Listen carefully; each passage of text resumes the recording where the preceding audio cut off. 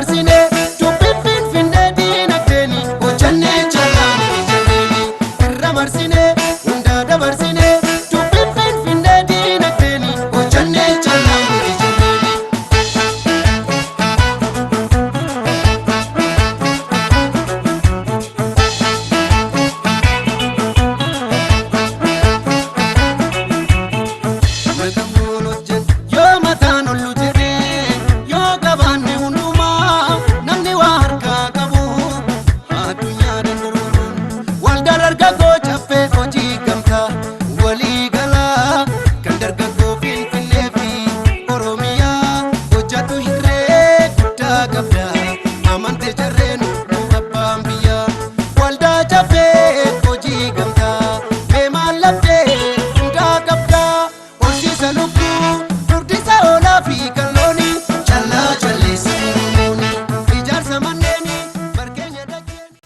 Ashama bagan gan iftan sinisi egaa guyyaa har'aa kana waldaan Dukkuta Caffee hojii gamtaa waliigalaa sababni hoolota caffee koree zartii irratti argamuu keenyaatiin wal qabatee tokkoffaa akkuma tanaan dura haasa'aa turre irratti tanaan dura ofuma keenyaatiif fiigaa turre amma immoo baankii wajjin hojjechuun dirqama waan ta'eef karaa baankiitiin marii goonee godhaa turreeyyuu isa salphannee irratti waliigallee har'a teeknikii karaa injiineraatiinis daayirekteerota isaanii nu erganii laficha laallee bajata guutumaan guutuutti qophaa'insa goonee karaa hojiitti galuudhaaf haala duree keenya guutuu fidnee hojiitti galuudhaaf kan murteeffanneedha waan ta'u yeroo ammaa kanatti garuu asitti argamuu keenya sababa kan ta'e isa sanii wal qabatee ogeessi isaanii dhufanii laficharra dhaabbatanii irra jala isaa dura guutuu isaa ilaalanii daawwatanii hubatanii jiru. Isa kanaan wal qabatee waan isaan mirkaneessan immoo hin laallaa jechaadha. Kanaaf gamtaan baankii Oromiyaa baankii uummataati. Kanaaf kan waldaan dargaggoota caffee hojii gamtaa waliigalaa wajjin immoo seenaa lammaffaa isaa hojjechuudhaaf kutatee akka ka'e wayiin itti mul'ata. Kanaaf teeletoonii waldaan dargaggoota caffee qopheessuu irrattis wal qabate teeletooniin qopheessina. Teeletoonii irratti daasbooraan fi daasbooraan biyya alaa jiranis akkasumas immoo qaamni miidhallatu hundiyyuu akkasumas miseensonni keenya miseensonni waldaan dargaggoota caffeetis hirmaatanii waliin ijaarraa jennee jirra. Riizortiin kun karaa miliyoona 400 kan barbaachisu ammam baay'eeti liqeeffachuu irra baannu miseensota 8,000 qabna. Miseensonni 8,000 kun 50,000 walitti baasnee miliyoona 400 dhufa. Liqii malee dhaayyuun hojjannaa jennee garuu immoo daasbooraan ala jiru amma ta'e isaa walitti hoggaa baasuu danda'e bakka miseensota warra harka qalleeyyii ta'anii oduunuuf bakka buusanii of dandeenye ijaaruudhaan dandeenya jechaadha. San kan darbe garuu dabalataan teeletooniidhaan sirriitti nu hojjanna. Miseensa irrattis wanni jedhu gara nama 1,200 carraa hojii kan uumaa asirratti manneen barnootaa gugsa fardeenii iddoo adda addaa qaba waan ta'eef haala kanaatiin guyyaa har'aa seensaaf akka nu ta'uuf bifa kanaatiin itti deemna. Yoo danda'ame kana dafnee finne taanaan balbala shanan irratti iyyuu bifa kanaan riizartii lagoota jiran hundarrayyuu innis waan dura eegamu deemuu qabna jechaadha. Teenyee waa eeggachuun gatiin qabu sochaanii garuu waa hojjechuun bu'aa fida jennee waan amanuufi kanaaf haalli asitti argamu keenya kana fakkaata jechaadha. Miseensonni tokkoffaa qophii qophaa'uu qaban humnaan beekumsaan eegumsa kan kunuunfachuu qabeenya isaaniiti waan ta'eef dargaggeessi kamiyyuu eeggachuu qaba. Lafti isaa mijataadha waan ta'eef baay'ee nuuf fixu yeroo nutti fudhatu. Akkuma agartu dallaadhaan kabajamee jira. Naannoon isaa dallaadhaan fudhatamee waan kabajamee jiruuf miseensi daangaa isaa eegsisuu iddoo daandii isaa kabachiifachuu eeggachuu irratti socho'uu qaba, eeguu qaba, qabeenya isaa kunuunfachuu qaba, hojjechuu qaba. Ameerikaan jiraanaa supply chain kan jedhamu inni ijoon sunis dhufee waan nu gargaaruu danda'u. Waliin taanee akka hojiin hojjennu beekame qaamni jiru kamiyyuu qaamni mootummaatis miti mootummaanis bakka jiranirra akka nu gargaaraniif waamicha keenya kabajaan isaaniif ibsinaa jechaadha. እንግዲህ ዛሬ እዚህ ቦታ መገኘታችን ምክንያት የሆነብን ምክንያት አንደኛ ጨፌ ወጣቶች ሁለገብ ህብረት ስራ ማህበር ግንባር ቀደምት መሆኑ ይታወቃል። ሆኖም ግን ጨፌ ኢኮሪዞርት ማለት ይሄ ሪዞርቱ በ1 ሄክታር ላይ ነው የሚገኘው። በአጠቃላይ 10 ሄክታር የተጠየቀ ከ10 ሄክታሩ 1 ሄክታር ላይ ሰጥተናል። 9 ሄክታር ከኛው በታች ቀጥሎ ያለ አለ። እሱ ውሳኔ እስኪገኝ ድረስ በዚህኛው በ1 ሄክታር ላይ ሰርተን ምን ያጠናቀቀ ይሆናል። አሁን ዛሬ የተገኘንበት ምክንያት የኦሮሚያ ህብረት ስራ ባንክ ጋር አብሮ ለመስራት ቅድመ ሁኔታውን ተወያይተን ጨርሰን ነበር ሰሞን። ዛሬ ግን ቴክኒካዊ ኮሚቴና ዳይሬክተሮች እንደገና ደግሞ ሙያዊ የሚመለከታቸው አካላቶች መጥቶ እዚህ ላይ አይቶ በዚህ ልክ ሊጎበኙና አይቶ ውሳኔ እዚህ ላይ አጽድቆ ሊያረጋግጡልን የቻሉበት ሁኔታ አለ ማለት ነው። ስለዚህ ይህንን ብለን ስንል ግን እዚህ ቦታ ላይ ወደ 400 ሚሊዮን ነው የሚያስፈልገው።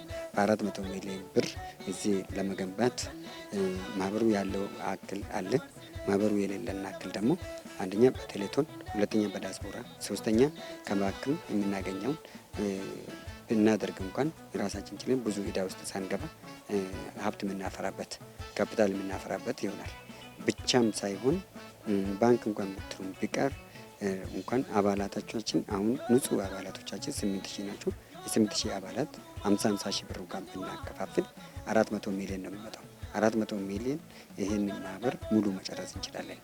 ግን 4000 ባንዋጣት ቢችል ለ4000 አባላት ደግሞ ውጭ ያሉት 700 ዲያስፖራዎቻችን ቢደግፉ ይሸፍንልናል ማለት ነው። ስለዚህ በተቻለ መጠን ዲያስፖራም ጥንካሬ ኖሮ መንቀሳቀስ አለበት። እኛም በዛ ልክ መስራት አለብን። ለህዝባችን መታመን አለብን። ከሁሉም ጋር ሁሉም ነገር የስኬት ዘመን ነው የሚሆነው ይሄ ዘመን ለጨፌ። አንደኛ በሪዞርቱ በዚህ ልክ ተሳክቶልናል። ሁለተኛ በጨፌ መኖሪያ ቤቶች በመንደር አንድ መኖሪያ ቤት እየተሳካ ያለበት ሁኔታ አለ። ያንን ሁሉ የምንሄድበት በትምህርት ቤት ብቁ የሆነ ትውልድ ለመቅረጽ እየሰራን ያለንበት ሁኔታ አለ። በዛ ልክ ነው የምናደርገው ማለት ነው። ስለዚህ በዚህ ልክ ከሄድ ጥሩ ይሆናል። ለወደፊትም ወጣቱም ሌሎችም ወጣቶች ከኛ አሪያ ሆኖ ወደ ስራ ወደ ተግባራዊ ማድረግ ያለባቸው ነገር ማድረግ አለባቸው ብለን የምናስበው እንግዲህ ይህን ይመስላል በአጠቃላይ ማለት ነው። ደረጀ ወዳጆን ጀደማ ባንኪ ወጅ ገምታ ኦሮሚያቲ ዳይሬክተራ ማሚልቶታ ወልዳሌት አኩመ ቤከሙ ባንኪን ኬኛ ከኑ እንዳይስ ወልዳሌ ወጅ ገምታዳኒስ አመሌ ኦልሞስት ፐርሰንት 55 ኦል ኢሳን አርከ ጅራ ከናፉ አሪሮን ወልዳ ወጅን ቀፍኑ ባዬ ጭማዳ ደገርሰ ገመ ፋይናንሲስ ተይ ገመ ሴቪንግ ካልቸር ጉዲሱ ከሰቲ ገይ ኦላና ተበቻ ጅራ ወጅ ገምታ ወልዳ ደርገጎታ ጨፌንሌ ማሚለ ኬኛ kan waggaa waggaan kan badhaafamudha. Gama dippoozitiin baay'ee baankii deeggaraa jira. Hariiroon keenya baay'ee cimaadha. Gara fuulduras akka itti fufuu barbaanna. Biirootti mareennee turre gaggeessota wajjin waan waraqatarra ilaallee lafarra maal akka jiru ilaaluuf dhufne har'a. Wanta ilaalles baay'ee bareeda, baay'ee gammachiisa. እንግዲህ gara fuulduraatti akka dhumee ilaalu barbaanna. Nuyillee akka baankiitti waanuma baankii waan dandeenyu deeggaruuf gama gorsaatis ta'ee gara faayinaansii deeggarsa guddaa taasisuuf karoora qabna. Waldaan yaa'u kan cimu kan cimus kan itti dippeendis kan ta'u miseensota irratti waan ta'eef miseensi yoo jabaate yoo cimate piroojeektii kana dhiisiti kana caalaa hojjechuu danda'a. Kanaafuu waan gorsa qabu maamilli miseensi waldaadhaan amanee sheerii isaa akka mobilaayiz godhu ispeeshaalii amma gama faayinaansiitiinis rakkoo jira baay'ina rakkoo muddataa jira. Kanaafuu miseensi yoo jabaate sheerii isaa yoo guddise piroojeektii kanas kana caalas waan hojjechuu danda'uuf hariiroo waldaa wajjin qabu akka cimsu akka deeggaru gorsa kanan dabarsuun barbaada. Ani obbo Tsaggee Garramuudha baankii gamtaa Oromiyaa keessaa ofiisii irratti customer relation manager jin caffee qabatee ani babal'inaan itti deemu hoon argu akkuma caffee lamaaf sadii jiraate biyya kanarratti warra dargaggoo kana qindeessee wanna guddaarra hanga'e adeemsa karoorni isaa baay'ee nama ajaa'iba. Kanaan hoon itti deeme ani isa fuulduraan dhaabbatu jira jedhee yaadu baay'ee natti tolee jira.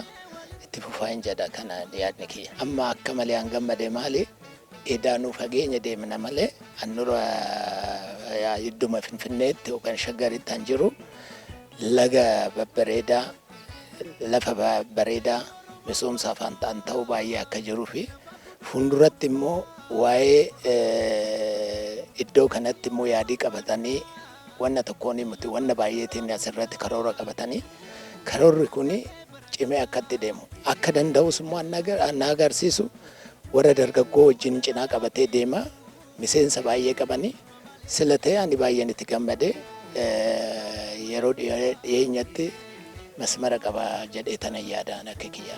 Caffee amma akka malee ani jaaladhu maalinni irra caalaa dargaggoota jira.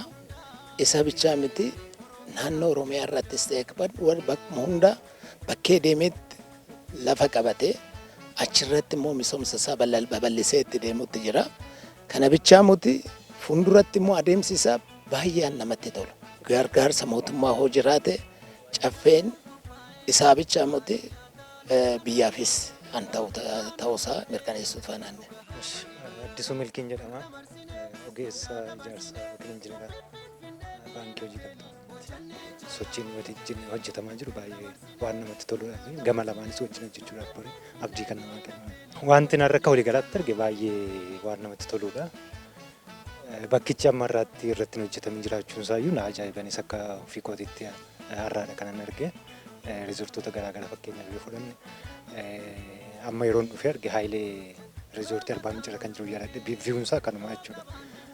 Bakki mijataan akkasii otoo jiru amma irratti carraan kun irratti hojjetamee dhabuunsaa akka biyyaattis akka naannoo jiraata naannoo kanaattis miidhama.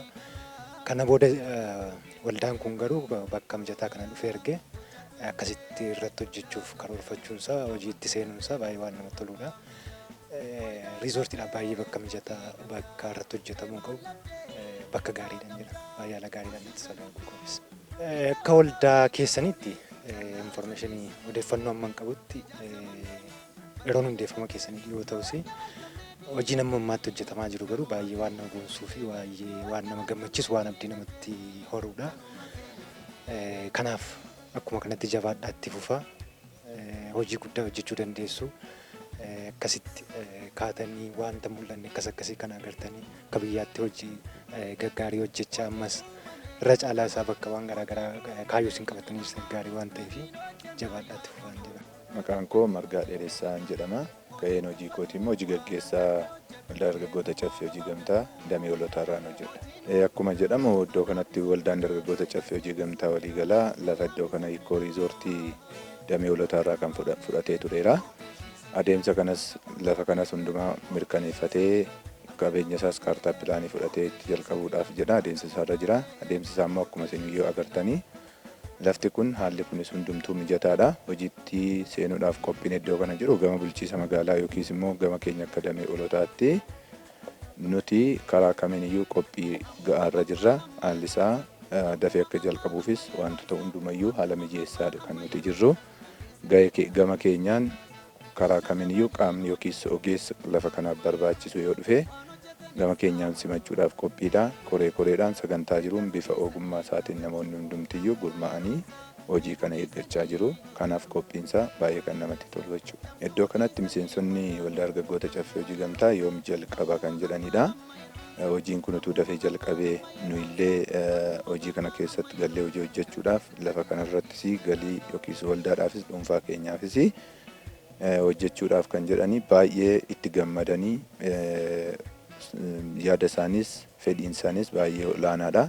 Isa kanaaf isaanis fedhiin isaanii baay'ee guutuudha. Iddoo kanatti akkuma duratti kaasuuf jedhetti akka miseensota waldaa dargaggoota caffee hojii gamtaa damee hoolotaatti koree wajjin mari'annee ogeessi nama yookiis immoo miseensi jiru hundumtuu waldaa isaa keessatti bifa ogummaa qabuun ogummaa kam qabannee hundumtuu adda baafannee koree wajjin mari'annee gama kamiiniyyuu qophii ta'anii gana lafa barbaandu sun ta'in inni tokko humna qaba, inni tokko ogummaa qaba, inni tokko ogummaa maaliitiin ogummaa isa kamiin humna isa kamiin yaada isa kamiin akka hojjechuu qabu hundumallee nuti mari'annee qaboo yaa'ii qabannee guyyaa tokkotti yookiis karaa miidiyaa mataa keenyaatiin illee miseensota kana bira qaqqabanii yeroo barbaadan dhufanii itti hirmaataniif mari'annee. Waldaa dargaggoo caffee hojii gamtaa walii galaa kan dargaggoo Finfinnee fi Oromiyaa hojjetu hirree guddaa qabda amantee jarreen nu abbaan biyyaa.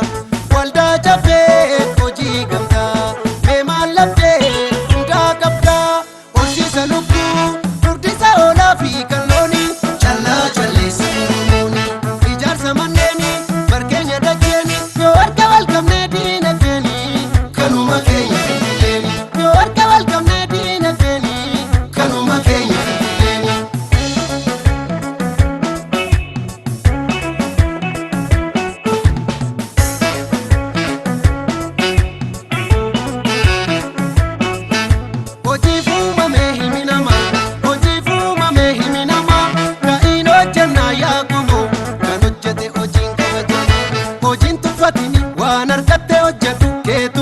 abdadhu